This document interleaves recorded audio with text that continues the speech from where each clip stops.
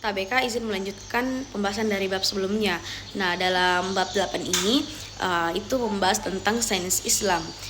Sains Islam itu merujuk pada masa keemasan ilmu pengetahuan sekitar abad ke-8 hingga ke-14, di mana para ilmuwan muslim di wilayah seperti Kairo, wilayah Cordoba itu berhasil mengembangkan ilmu secara luar biasa.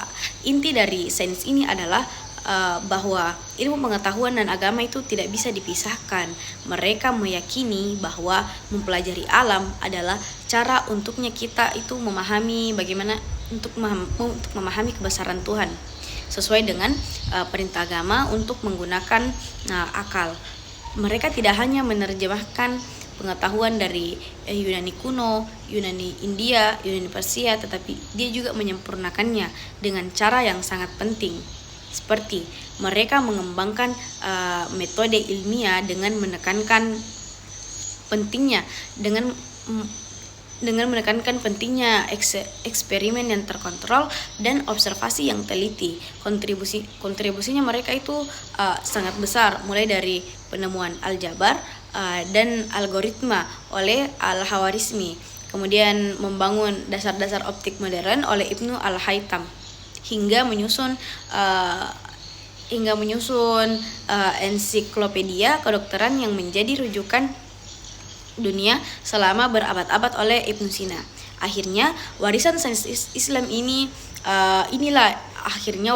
warisan sains Islam inilah yang menjadi jembatan penting yang menghidupkan kembali tradisi keilmuan yang kemudian akan mengacu Renaissance dan perkembangan sains di Eropa.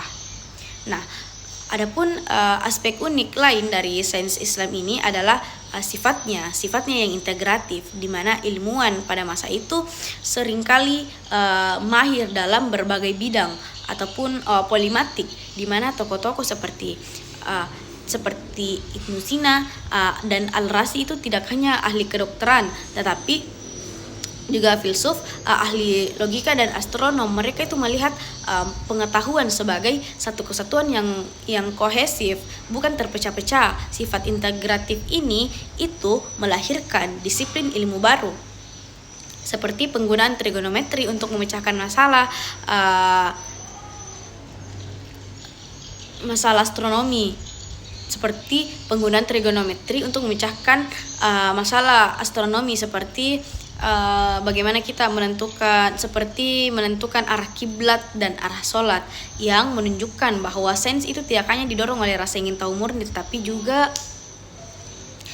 juga oleh kebutuhan praktis dalam memenuhi kewajiban agama. Warisan ini itu menunjukkan bahwa sains Islam bukan sekedar fase penerjemahan, melainkan sebuah peradaban ilmiah yang menghasilkan inovasi metodologis dan etos keilmuan yang mempengaruhi jalannya sejarah dunia secara fundamental. Mungkin itu saja pembahasan saya mengenai bab 8 ini, dari keseluruhan bab dari 1 sampai bab 8. TBK, mohon maaf apabila ada salah kata. Wassalamualaikum warahmatullahi wabarakatuh.